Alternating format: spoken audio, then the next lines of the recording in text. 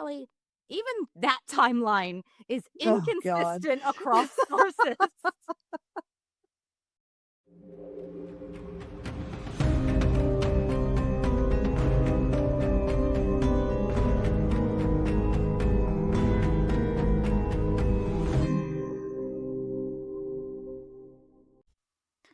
Welcome to Not My Ghost, Not My Problem.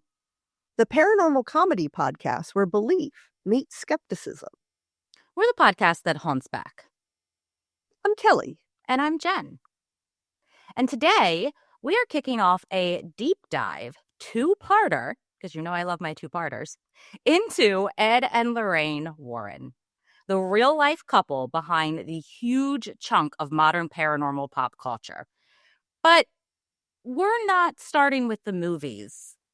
We're starting with their origin story, who they were before fame, how they built their early credibility, and how they positioned themselves within the paranormal ecosystem and the investigative framework for which they became known for.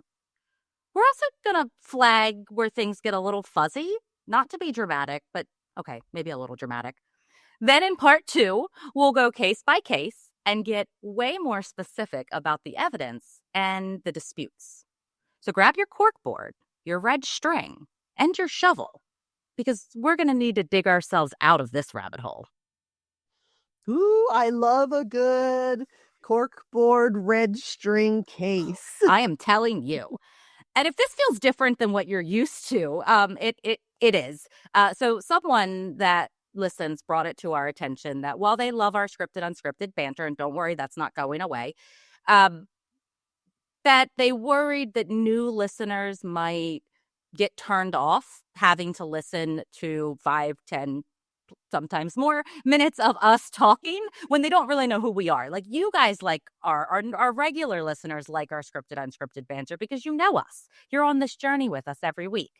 So we decided we're going to start with our topic intro so our new listeners can figure out exactly what we're going to be talking about, and hopefully that interests you enough to stay through our scripted, unscripted banter and get into the good stuff. Yeah. Not that the scripted, unscripted banter is not good stuff, because let's face it, it is. It's gold. I mean, it's why you love us. If we were just spitting the facts to you about these cases, you'd be like, this is really boring. Yeah. But our banter is where our relationship with the audience develops. Absolutely. Also, please remember that while you can see these videos on YouTube now, we are not used to putting them on video. So there will be times where we forget that we are being recorded for video. So 100%. Yeah. Just bear with us as we're making this transition. Growing pains. Yeah. There definitely are going to be some. Yeah. But I do have a question for you. Okay. What is your paranormal red flag? The most overused piece of evidence that convinces everyone except you. It's kind of a tie between cold spots and EMF spikes. Okay. I think that specifically EMF spikes have its place. I don't know. Cold spots maybe too, but cold spots, I don't think people use it as, oh, it got a little chillier in the second. Right. And I just don't. I think that if it's going to be a true paranormal cold spot, it's going to be something very drastic. Yeah. There is a part in Project Fear where I think they were at Pennhurst. Oh, they were in the room. Chelsea was in the room that you had your ankle grabbed in. Oh, okay, yeah. And Tanner, I think, was off sitting on the stairs, like kind of leaving her in that space alone. And out of nowhere, you could see her breath. Right. And then Tanner came in and was right next to her, and you couldn't see his breath. Yeah. It was like a very, very extreme, drastic temperature change right on her. Mm-hmm. That is something I'd say is interesting. For but just sure. feeling a little breeze. Yeah. Or like, oh, it got a little chilly in a second. I just don't buy it. I agree. Where EMF spikes will, I'm kind of the same with those. Like for me, if you're walking around with an EMF meter and it spikes, you literally could take an EMF meter and shake it and it will spike. Mhm. So movement makes it set off. Where I get interested is when it's sitting and it will light up in response to questions, because That is, that happened yeah, to us at Penhurst when it did. the one ghost told us that we weren't pretty. I love leading with that That whenever motherfucker did say that too. it did. Whenever anyone asks me like about paranormal experiences, that's usually one of the things I will say. I'm like, oh yeah, I had a Yeah. ghost tell me I wasn't pretty one time, because it Yeah. just dives. They have to know more. They have to Yeah. ask what. They want to know Yeah. how And if did this happen? and if you want to know, go back and listen to our. I think we talked about that in part 2 of Paracon episode. Listen to the part 1 too, Yeah, part so you 1 was get good all as the, well. yeah. But my biggest one is orbs. Orbs, yeah, that's a big one too. Fucking hate orbs. Even the ones that look more interesting, like where you see like a streak of light, I Yeah, think that's just either a delay, something in the camera, right. or I just agree. I don't know. Because I usually just, those streaky ones are like the double ring exposure. double exposure ball lightning. No, usually those are like they're like ring cameras or doorbell cameras or security footage. So like those are always shitty quality. So it's, Mhm. I don't know, it's probably just a bug or dust.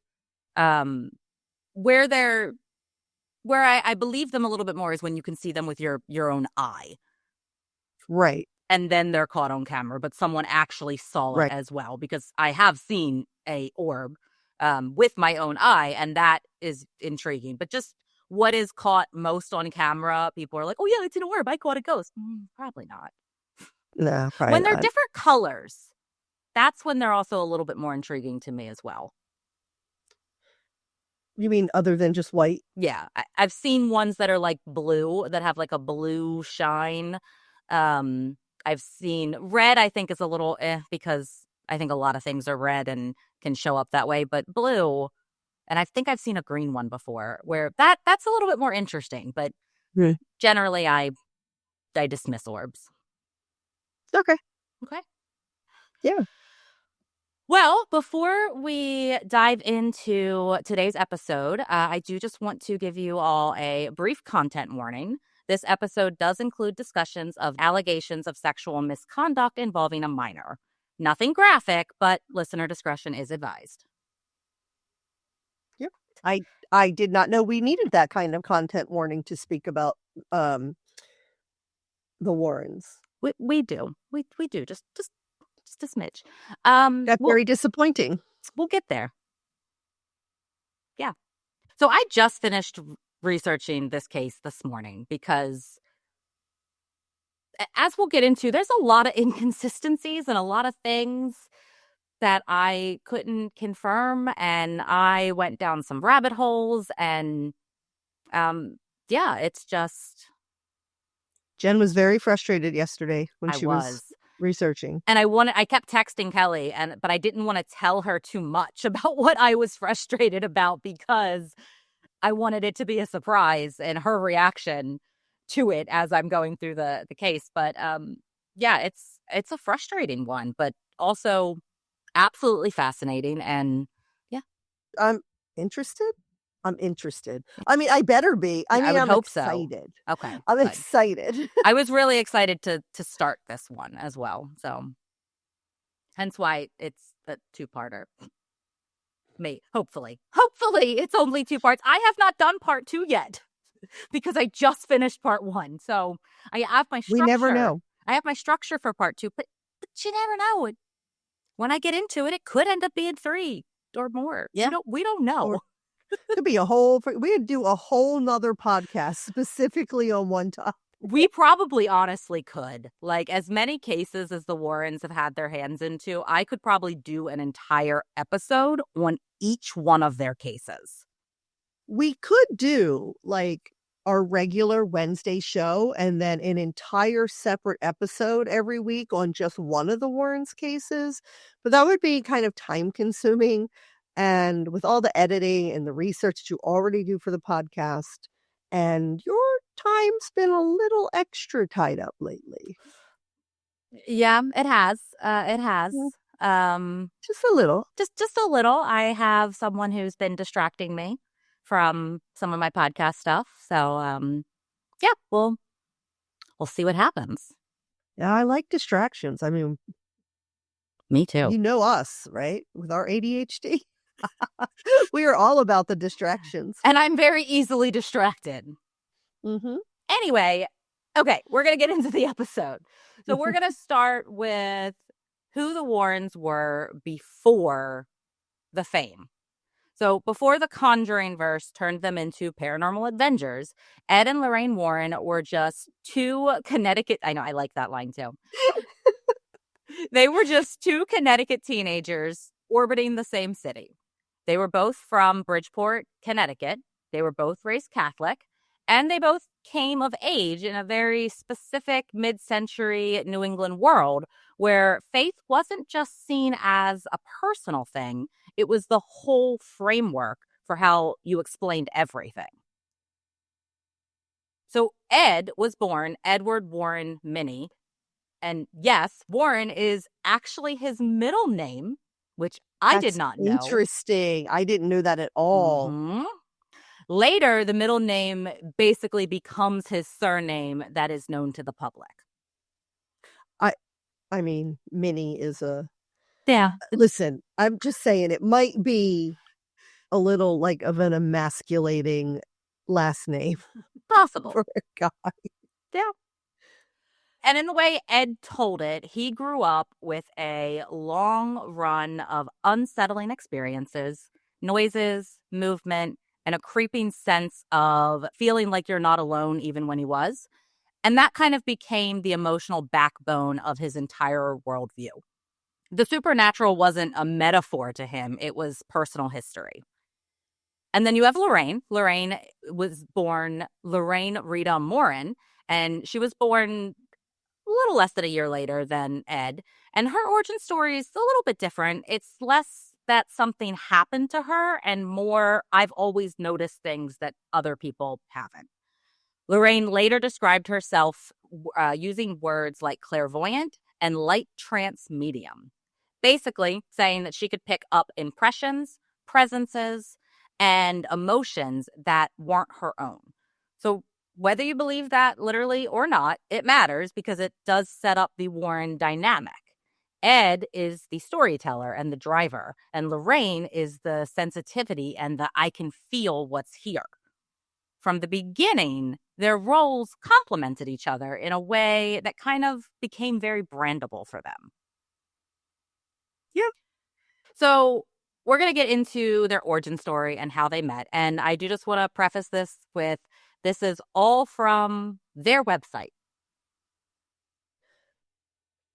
Okay. So this is their narrative. Yes. Right. According to the Warrens' own origin story, it's 1944 in Bridgeport, Connecticut. Lorraine is 16, walking to the Colonial Theater with two friends because none of them wanted to drive. But before they go inside, one of the girls tells Lorraine that there is an usher, some boy, who wants to meet her. Okay. Lorraine later frames herself as not particularly boy crazy, which was 1944. Who framed themselves as boy crazy.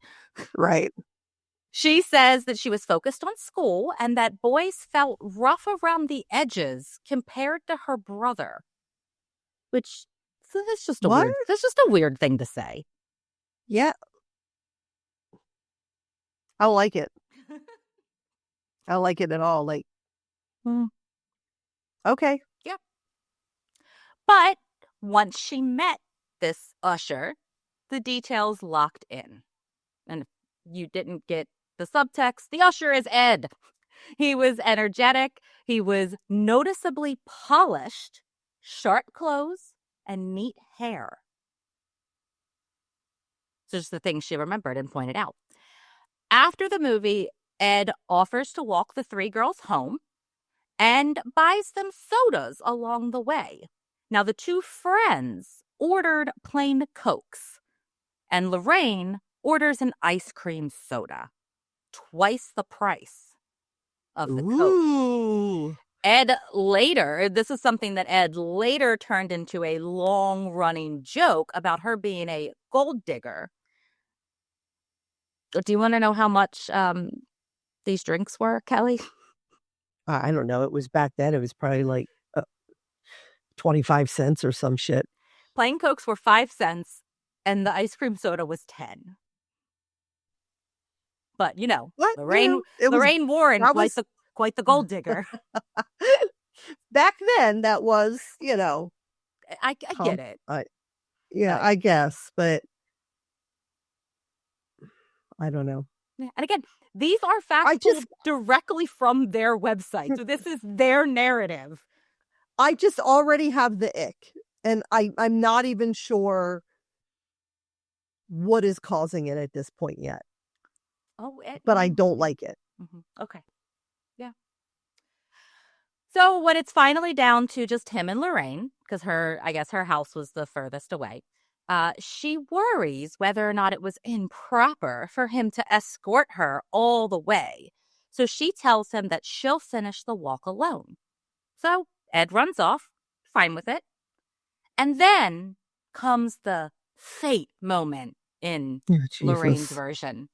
Lorraine says that as she watched him run across the street, she didn't see a 16-year-old anymore.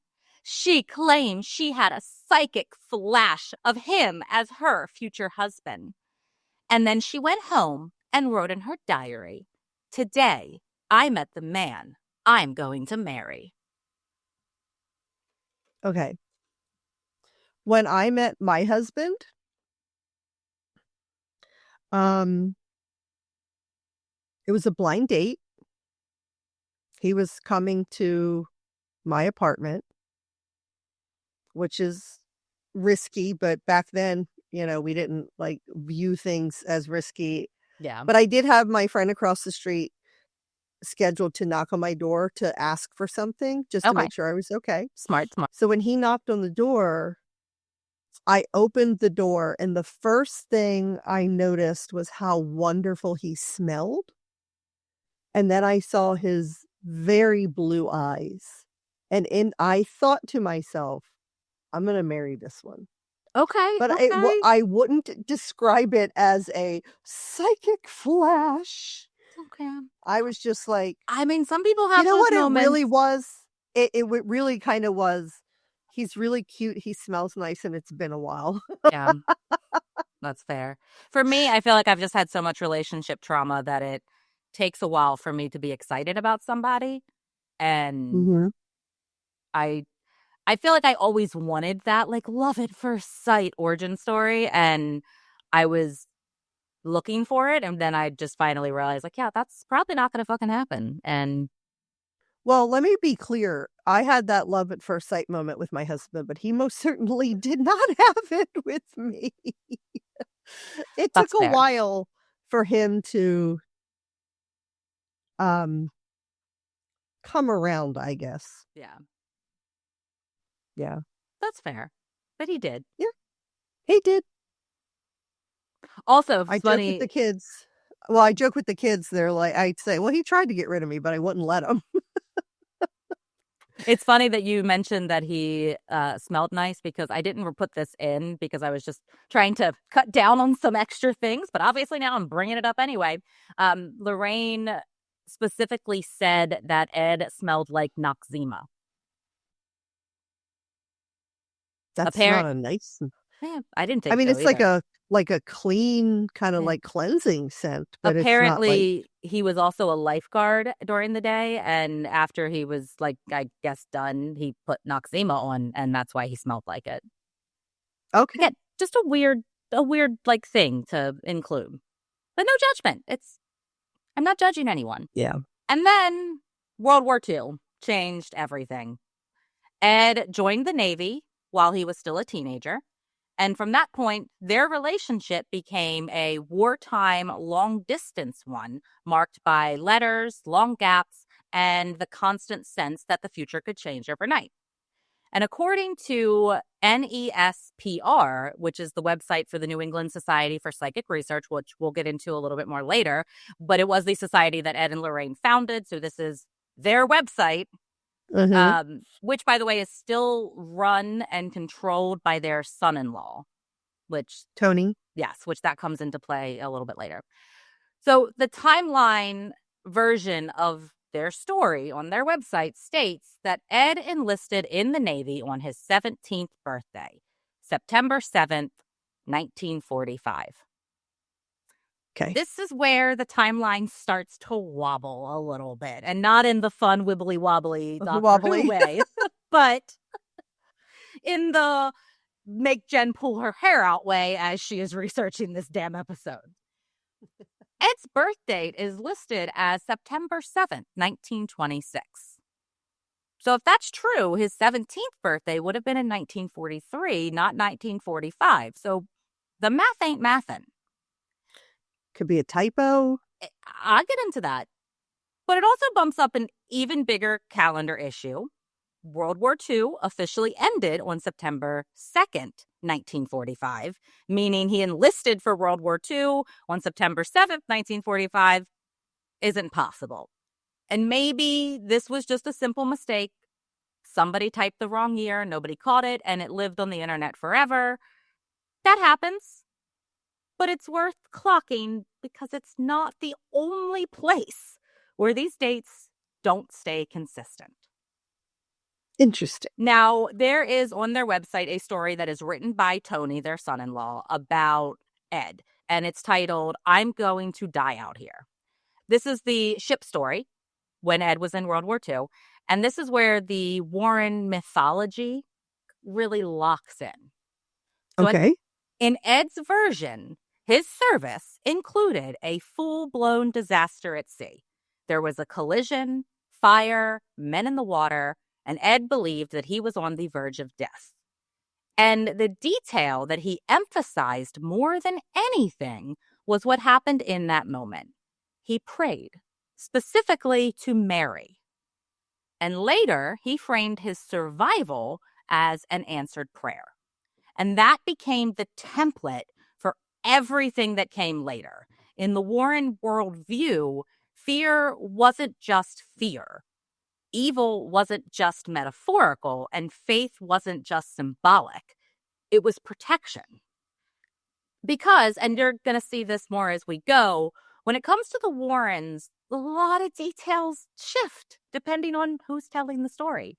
And a lot of trust us facts get repeated so often they start to sound like history. And the ship moment... I can see how, like, in anybody, the story is going to shift a bit according to the person telling it. Of course. We all have our own personal narrative. Absolutely. But when you're coming down to like facts and dates and stuff and that's all wrong, that just makes me not trust most of the information. Yes, and that's why I'm putting this out there, because just these little things just all pile up to be like, makes you wonder. Yeah. So the ship moment, basically, as I said, was kind of their origin myth and the base of the entire Warren brand. Survival, faith, Mary, the idea that spiritual forces aren't theoretical, they were life or death. So I wanted to fact check it a little bit and dive into it. And this is where I really dug into the rabbit hole on this one, Kelly. Okay. Here's what I found. There was a real World War II era tanker disaster that involved a ship called Spring Hill, which is what Ed reported and is what is in that story. It was reported as an explosion and fire in Upper New York Bay, with dozens dead or missing and well over 100 injured. What I couldn't find publicly is any piece that would lock the incident to Ed specifically. Something that placed Edward Warren Minnie, because I made sure I used his full name on that ship at that event by name. Were there other names?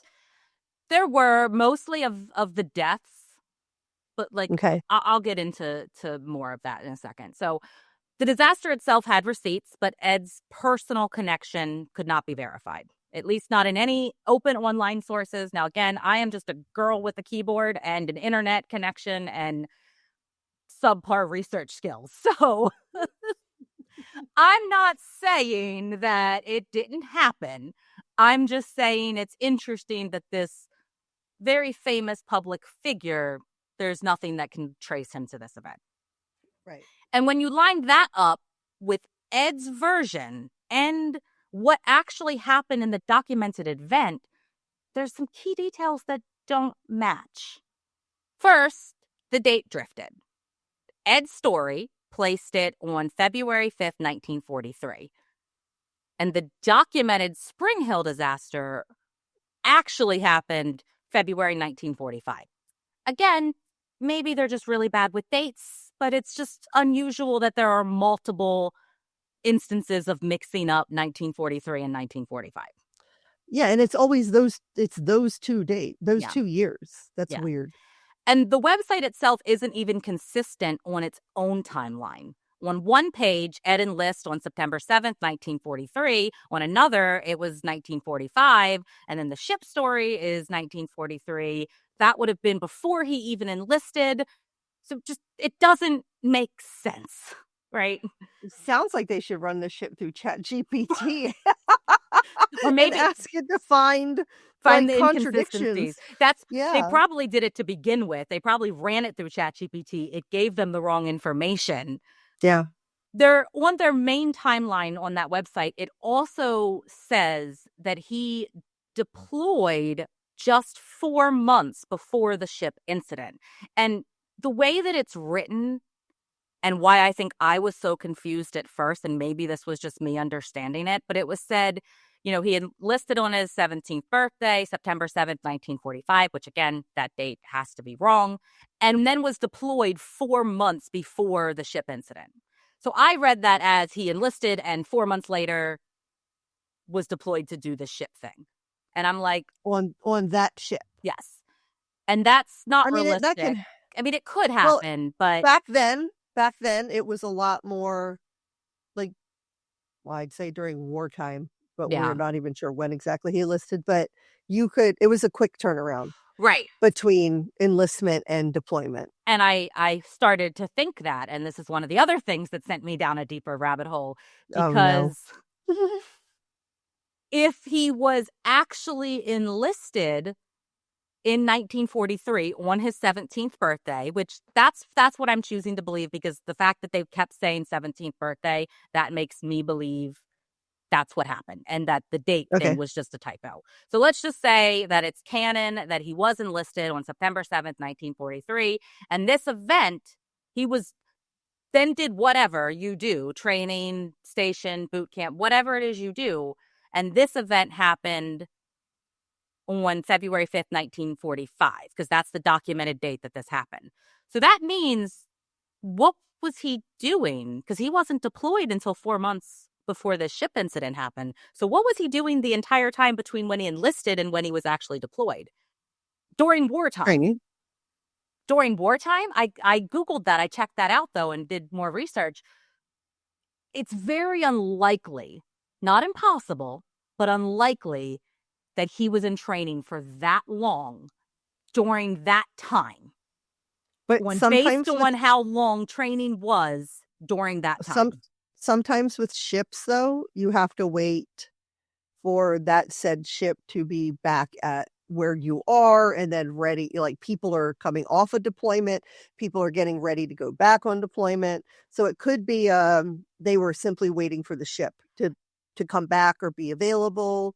Fair. I just don't like the way it was framed on their website, because it makes it sound like he enlisted, 4 months later he was deployed, and then the ship accident happened. And it just makes it seem a lot more dramatic than what it really is, because that tugs on your heartstrings, right? Like, you think this 17-year-old, which, by the way, in 1945, he would have been 19, not 17. Not that that's much different, but it is a little bit. It's just the way they framed it of like enlisted, 4 months, deployed, ship incident. That's not how it happened. Okay. So, second thing that is weird is the setting was framed differently. So Ed described it as happening somewhere in the North Atlantic. And technically, yes, the New York harbor does connect to the Atlantic, but somewhere in the North Atlantic doesn't read like in between Staten Island and Brooklyn. No, it reads like in between North America and Europe. Yeah. And the scene details didn't line up. Ed's version played it like a stormy night survival sequence. Darkness. The fuck was that? I have no idea. Oh, Is okay. it a knock? Sounded like Was something it a fell. knock? No, it sounded like something fell. I don't see anything that obviously looks like it fell. Okay. That's interesting. Yeah.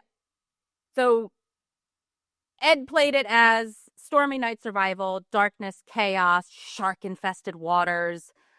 But the documented incident described it as a harbor explosion. There was fire.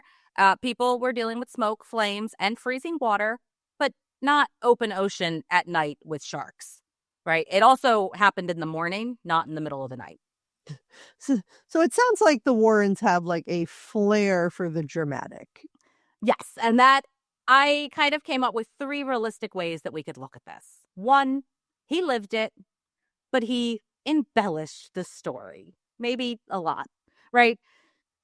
He survived something real, and I'm not taking away the trauma that causes, because that incident, I'm sure, was very traumatic for everyone involved.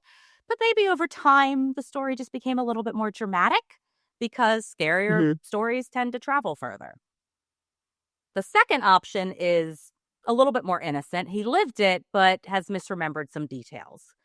Anyone who deals with trauma understands that it can scramble memory, and sometimes you can be completely honest about what you think happened and still get things like the year and the sequence and little things wrong. Mm-hmm. Or 3, he wasn't there. The disaster happened, but his connection to it kind of became part of the mythology, and maybe he heard about it and maybe had friends that experienced it, but it wasn't actually his experience. And I'm not saying that. I'm just presenting that as a possibility. Okay. It does kind of sound like he wasn't there.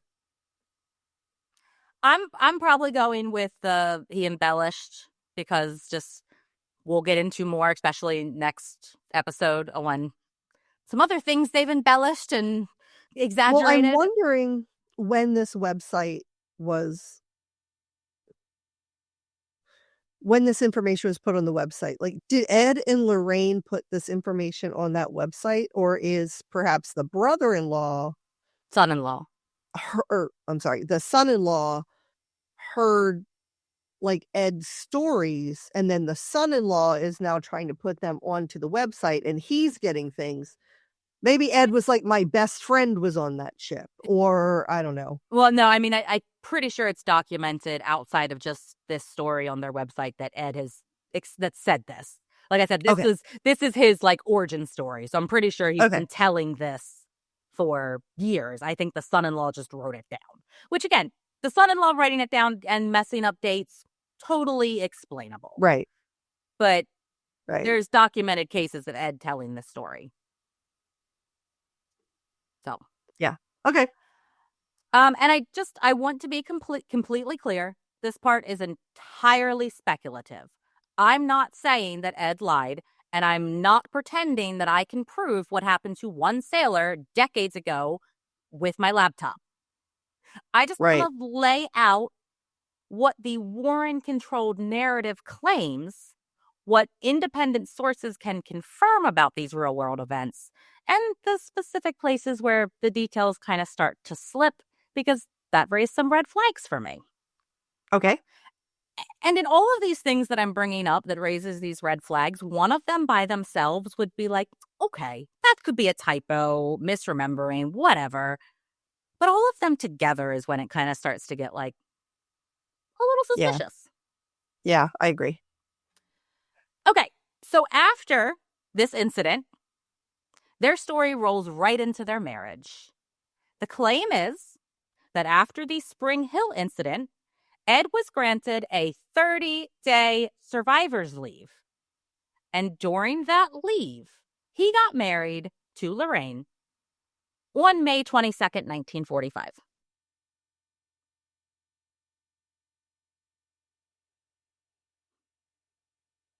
But it happened in February. And his leave was in May? Mm-hmm. His 30-day survivor's leave. Did it take them a while to grant the leave? I don't know, Kelly.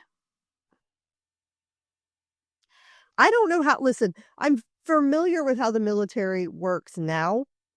And I know that sometimes getting leave can be a complicated process. Yeah. I don't know how the military necessarily worked back in 1945. I don't either.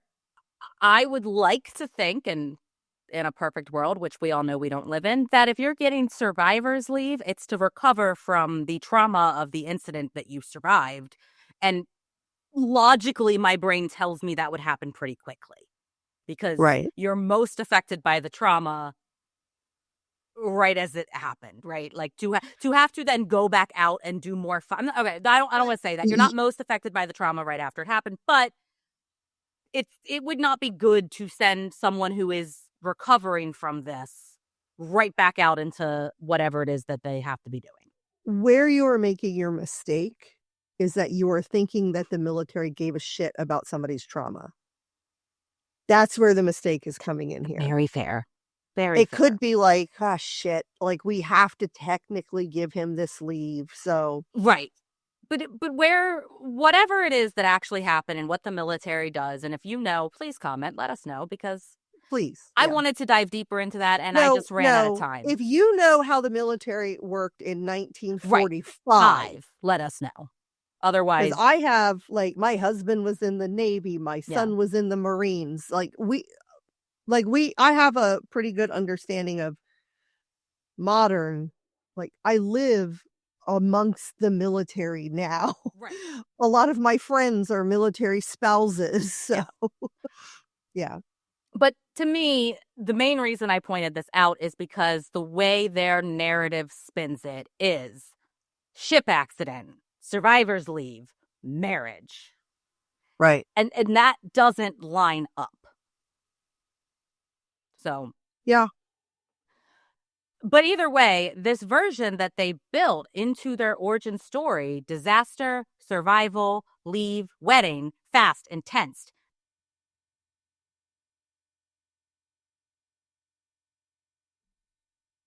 I think we might have just had like a little earthquake.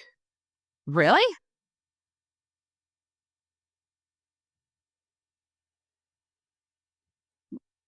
Like the room shook. Like it'll be interesting to see if you can see the camera shake. Or like I wasn't looking, I was hand motioning. That's weird.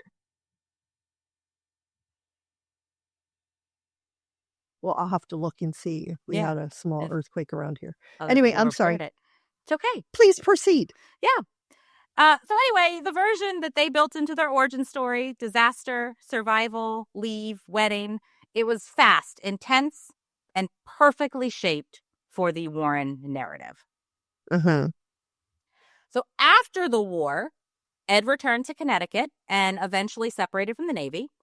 Public-facing bios did not get specific on why or what kind of discharge it was, just that he served and then his service ended. I tried to find, I could not find anything. So then came the post-war reset, right? Building stability, starting a family, trying to make real life work. They had a daughter, Judy, their only child. And Kelly, even that timeline is Oh, God. inconsistent across sources. Great. Many places list her birth as January 11th, 1946. But there are other sources that indicate she was born in 1950 or 1951. Now, the Warren website has it as 1951, which is interesting considering, as I said, that it's currently run by her husband. I'd like to think that that's probably accurate, but if you Google her, her birth date shows up as 1946. That's what it's listed 40, on Wikipedia, on Google, and other sources, but their website has it as 1951. She's still alive. How is that how is that not corrected? And I could probably dug a little bit deeper because I think you can find like birth certificates publicly, but I ran out of time, y'all. As I said, I finished researching this episode about 10 minutes before we hit record. That's kind of crazy. So if Like, anybody you wants to could, deep dive on Judy Warren and find out, see if you can find her birth certificate or something that indicates when she was actually born, let us know. that's weird. Mm-hmm. Like, because you would think her husband would know what year she was born. Yeah. But like Google's usually pretty accurate because it pulls from all the sources. And like Right. Wikipedia, like it's just, it's weird.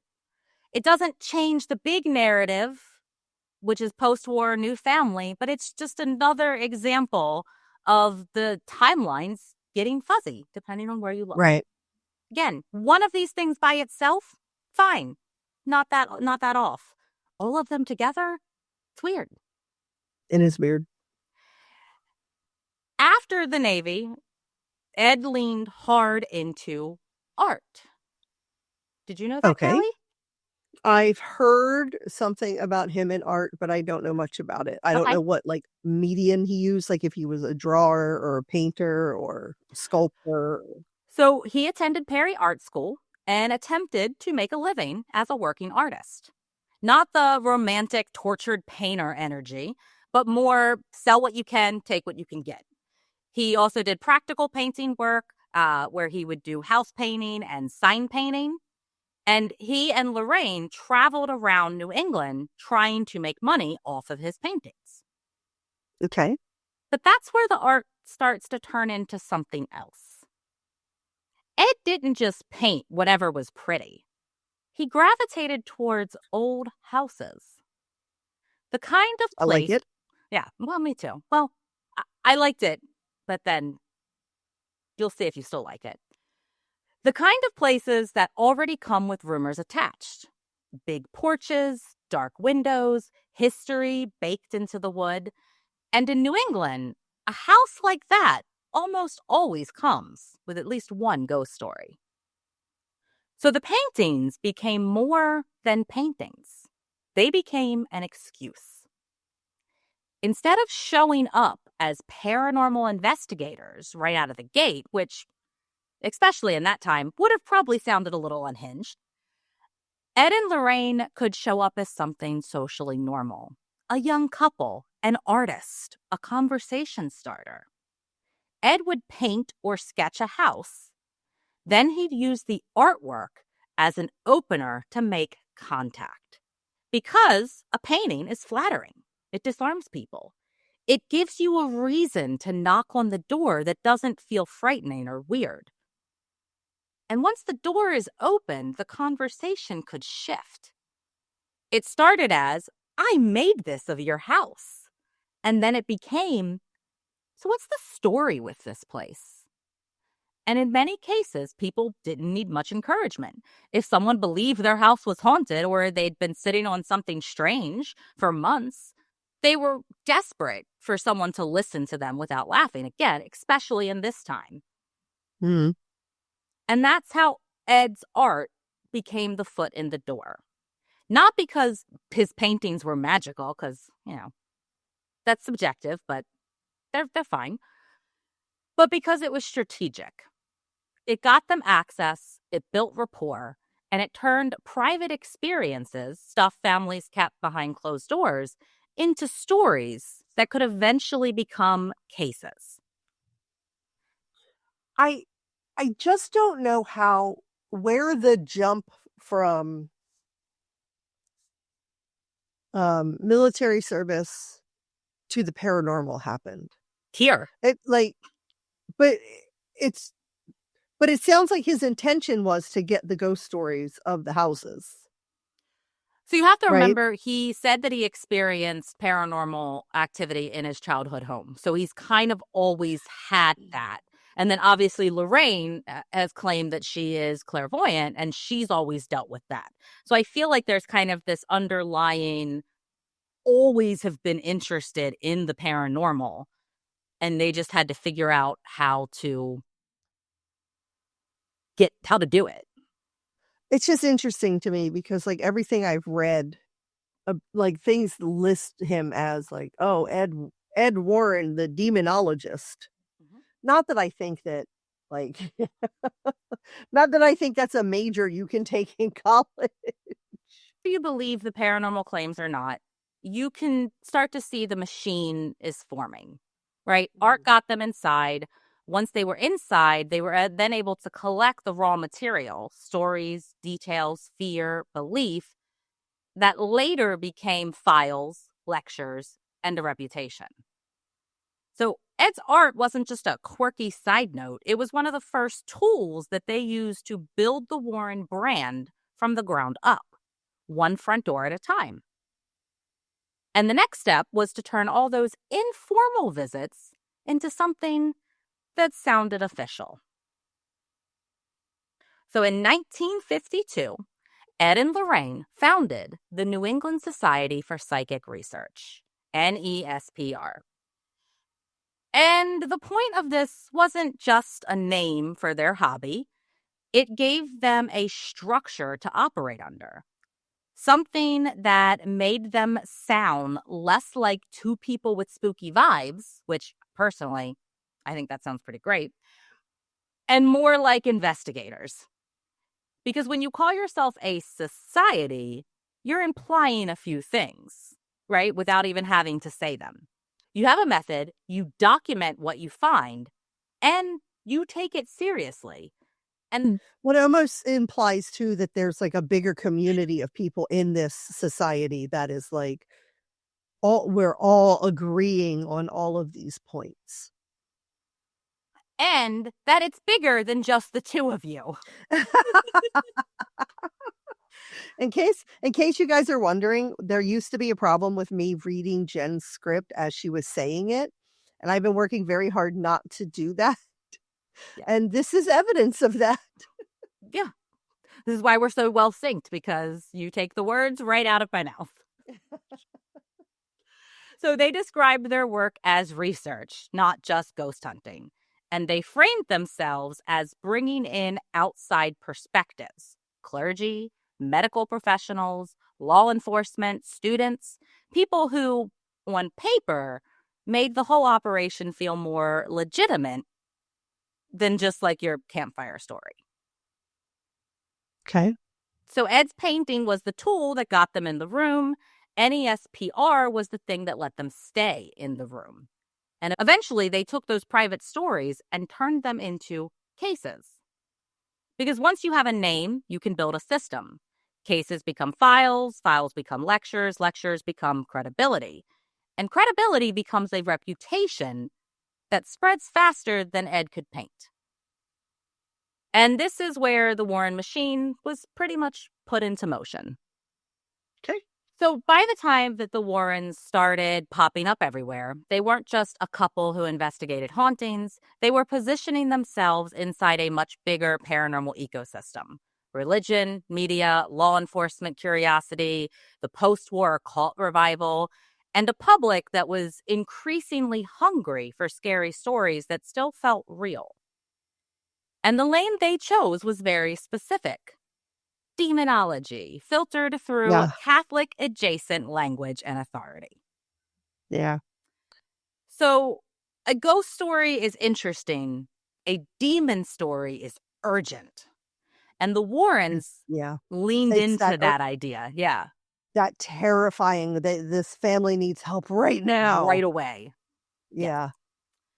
So the Warrens said the hauntings aren't just dead people being weird, they were spiritual threats.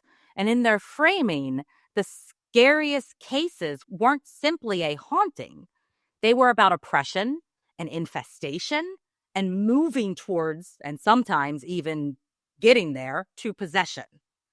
And if not handled correctly, could be very dangerous.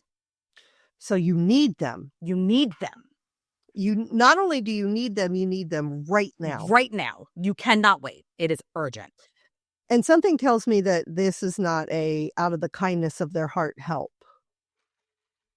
Honestly, I'm not sure. I haven't dived into the cases yet to find out if they took money. But even if they didn't take money, the publicity they got made them money.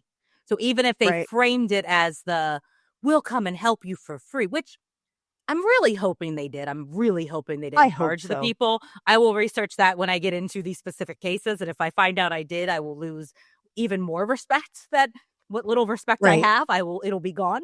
But even if it was free, they still made money from these cases by doing what they did after. Because they get more speaking, TV deals. I mean, their names are used in all of these TV. And even though they're dead, I'm sure their estate is still making money off of all this. Right. So we kind of just said that, but it raises the stakes instantly. It wasn't just curiosity. It was dangerous. It justified why they belong there. If it's demonic, you need specialists, not just random ghost hunters. Right. So I do want to make this clear. They were not priests. They were not official church representatives. However, they spoke in a manner that borrowed the structure and credibility of Catholic spiritual warfare. And they incorporated elements such as blessings, holy objects, warnings, the belief in demons as real forces, Mary as a protective figure, and the don't provoke it rules that evoked spiritual safety protocols. It was a powerful mix because it felt familiar even to people who weren't devout. Right? You didn't have to be Catholic to understand this vibe of this is serious, don't fuck with it, right? You need to get out.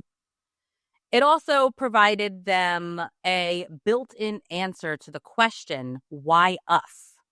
Ed served as the authoritative voice. Lorraine acted as the sensitive instrument. And the Catholic framework offered a moral and spiritual foundation that anchored everything together. It's interesting to me that the Catholic Church didn't immediately speak out against them. I mean, if you believe the movies, which I'll let you know next week when I dive deeper into these cases, they worked with the Catholic Church. Maybe. I mean, I'm sure that the Catholic Church does work with people to, I mean, again, the movies pinned it as the Catholic Church called on Ed and Lorraine Warren and gave them cases. Though I'm not. That's what the movies do, though. I know, but that would be insane. That if the Catholic Church had a case, that they wouldn't just have a priest deal with that case. Yeah. Which I'll get into that next week. I have not dived into that yet, so I will let you know. But it's interesting. Yeah. Then they got into lectures, right? And the lecture circuit mattered because it turned those private cases into public credibility. If you're a couple that's investigating one family haunting, you're a curiosity. But if you're touring and you're lecturing, suddenly you're an expert. Or at least you look like one. And the more stories you tell in front of audiences, the more you become the people audience associate with the real paranormal work, whether the evidence is airtight or not. We're experts now. We're experts. Because we tell ghost stories on a podcast, we are paranormal experts. Lectures also do something else subtle. They make the story feel consistent. The more the story is told out loud, the more it becomes known. The Warrens were also early adopters in the idea that the paranormal is also a form of storytelling. They weren't just collecting experiences, they were shaping them into case narratives. They had clear villains, something demonic, something predatory, clear rules, don't provoke it, don't invite, don't antagonize, clear roles, Ed explains, Lorraine senses, clergy supports, and a clear escalation. Weird stuff leads to danger, leads to intervention. This structure is basically prepackaged for books, interviews, TV segments, and eventually movies. Yeah. Even before the Conjuring verse, the Warrens were building cases in a way that could travel. Okay. I just remembered the content warning of this episode, and I'm really bummed. Yeah, we're about to get there. It's not much longer. In the paranormal ecosystem, the Warrens weren't just neutral observers. They were active architects of this particular paranormal worldview.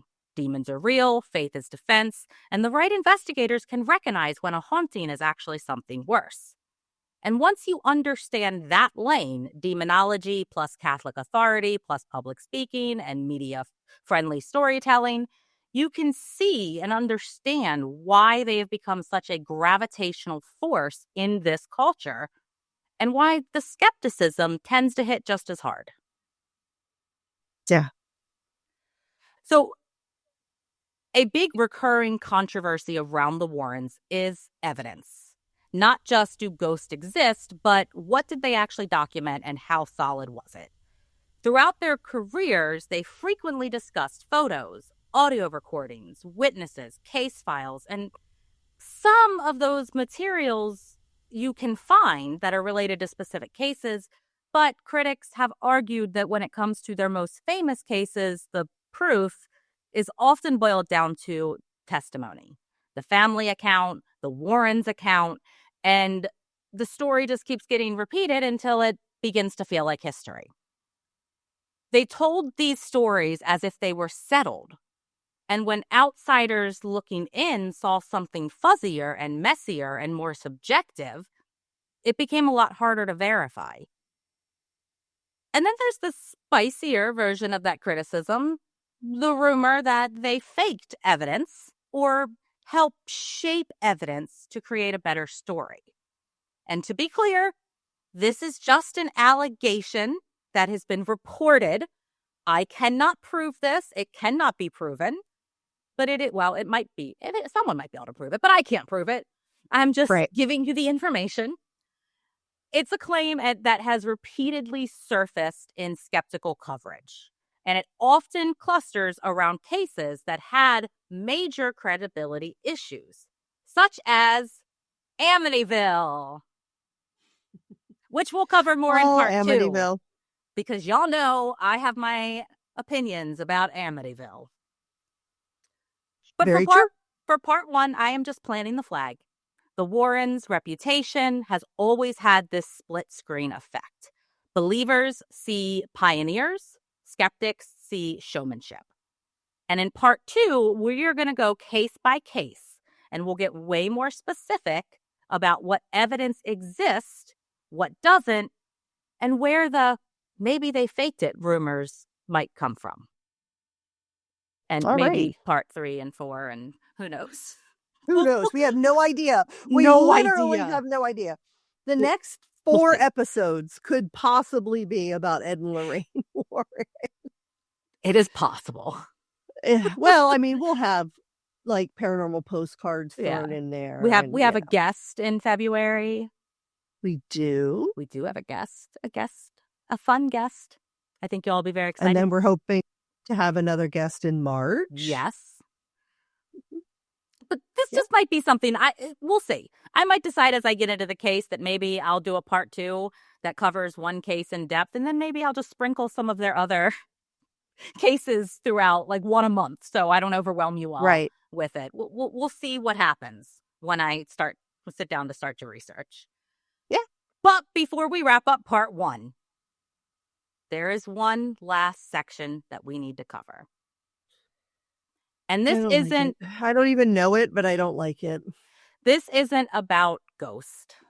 It's about ethics. There's a personal controversy tied to Ed Warren that's worth mentioning. Not because it proves or disproves any haunting, but because it speaks directly to his credibility, boundaries, and power. Multiple reports, allegedly, I'm just presenting what is reported on the internet. You could Google this and read it yourself. I'm not saying this is what I believe happened. This is not coming from our podcast, so no one can sue me. So there was multiple reports that there was some type of legal fight over the Warren story rights. And these surfaced after some allegations were made by a woman named Judith Penny. In her account, she alleged that Ed Warren began a sexual relationship with her when she was 15. And that it continued for many years. Okay. She also alleged that Lorraine Warren knew about it. To be crystal clear, again, I'm saying alleged through this whole thing. I'm not delivering a moral verdict. I'm not presenting this as proven fact. I am reporting what someone else has come forward and said. And I didn't even want to dive deep into, at first I thought I was going to dive deep into this. But I don't see the need to bring up all the gory details. Just knowing that it happened is enough. Yeah. And I only bring it up because it matters in the context of the Warrens specifically, right? Their entire brand is built on, we are a married Catholic couple doing spiritual work.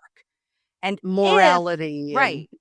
And if there was a long-term secret relationship with a minor, that's an ethical landmine. Yeah. It raises questions about authority, trust, and what happens when someone positions themselves as a protector and a gatekeeper while also operating inside a major power imbalance. And even if someone that is listening says, I don't care about personal scandals, it's still fair to ask, what does this say about the people controlling the narrative and the way that the narrative was built? It's hard because you don't know if it's true or not. Exactly. You don't. And you never want to. I always struggle to the fine line of believe the victim. The victim comes forward, says something happened. You need to believe them because so often women are not believed. And the reason why it's not, people don't come forward is because we are not believed when we do. And I struggle between that and between the fact that people lie too. Like, it does happen. And it happens. It doesn't happen often, but it does happen. I don't know. That's why I just want to present it. Because it's just something that adds a little question. And if this person is lying, that's terrible that this now is attached to Ed's name because it is an awful thing. But if this person is not lying, then this terrible person got away with this awful thing and was never punished. Is there evidence, like pictures of them together? She lived with them. Why did a 15-year-old live with them? I don't know. Like I said, I was going to dive into it. And then between the running out of time, I don't know. All I know is she lived with them. So it was a situation where it could have happened. It wasn't like he ran into her once and maybe was an asshole and she was like, oh, I'm going to come forward and say this. Right. She lived with them. So take with that what you will. I'm just presenting the information. And she was a child. Yes.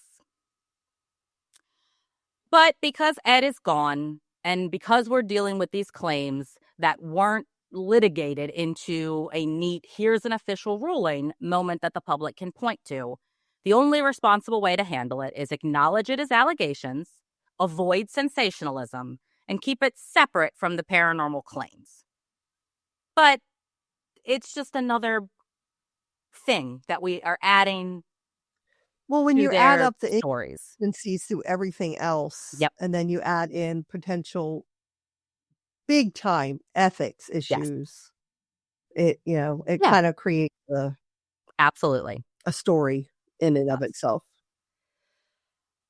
I also don't think that it is something we can ignore if you're trying to understand the Warrens as people and investigators, because credibility isn't just about photos and recordings. It's about ethics, boundaries, and whether the person asking to be believed deserves that kind of unchecked trust. Yeah. And that brings us to the end of part 1 on Ed and Lorraine Warren. This first, I wrote half, but I'm not even going to say half because who knows? This first part I wasn't. have to let you all know. Wait. We've already cut stuff out of this episode to put into part 2. So part 2 has not officially been started yet, but it's already starting with a lengthy part of part 1 added to it. So I'm pretty confidently going to say this is probably going to be 3 parts. I agree. Maybe more. It's going to depend on when I start to dive into the individual cases on how much I can find and how interesting I think it is. Because Right. I personally would like to go over, especially all of their cases that have movies with them, which are a lot. Would like to go over what happened in the movie, what the actual claims are, so separate the Hollywood from what's actually claimed to happen, and then into what can we actually verify that happened. Right. So I have a feeling I'm going to have to do like a couple and then maybe do a couple more in another part. We'll see. Okay. But this first part wasn't about proving or debunking the paranormal. It was about the foundation, right? How they built their lane, how the Warrens' version of events get told, and why some of the basic details starts to wobble the second you try to line everything up on an actual calendar. Because once you spot this pattern, myth-making, borrowed authority, and a story that's been polished into a brand, you can't unsee it. And it changes how you hear everything that comes next. In the next part or parts, we will go case by case. We'll delve into the specifics of what evidence exists, what doesn't, where the story holds, where it frays, and why the Warrens still inspire both devotion and distrust. And my question to all of you listening is to consider this. At what point do timeline inconsistencies stop being typos and become a credibility problem for you? I agree. I think for me, it was after the third one where I was like, okay, really? Yeah. When I read about the when I got to Judy and read about the birthday, I literally laughed out loud. I was like, you've got to be fucking kidding me. Just go ask her. She's fucking Walk alive. into the room and ask her. How do we not know this? She's alive. That's hysterical. Yeah. Well, if you loved hanging out with us today, consider leaving us a rating or a review. Yes. And follow us on Instagram and TikTok at notmyghostpodcast if you want even more chaos. And if you want bonus episodes and extra spooky perks, join our ghosty community at patreon.com/notmyghost, And if you have any creepy encounters that you want us to read, you can email them to us at notmyghostpodcast@gmail.com. And you'll probably eventually hear it on a future Paranormal Postcards episode. Especially if you write them in, Katie. Yeah. Lynn. I talked to Lynn last night. I'm back to bullying her into writing her story. Good. So I like bullying. It's good. It's the way to go. Yeah. If you want to actually see us reacting to all of this spooky nonsense, you can watch the whole thing over on YouTube. Go subscribe and drop us a comment so we know we're not screaming into the void. Yeah, please let us know you're watching. Please. And thank you for joining us on this twisted deep dive through the Warrens' origin story. As you navigate through their timelines, claims, and the cracks, keep this in mind. If it's not your ghost, it's not your problem. Until next time, stay spooky. And stay skeptical.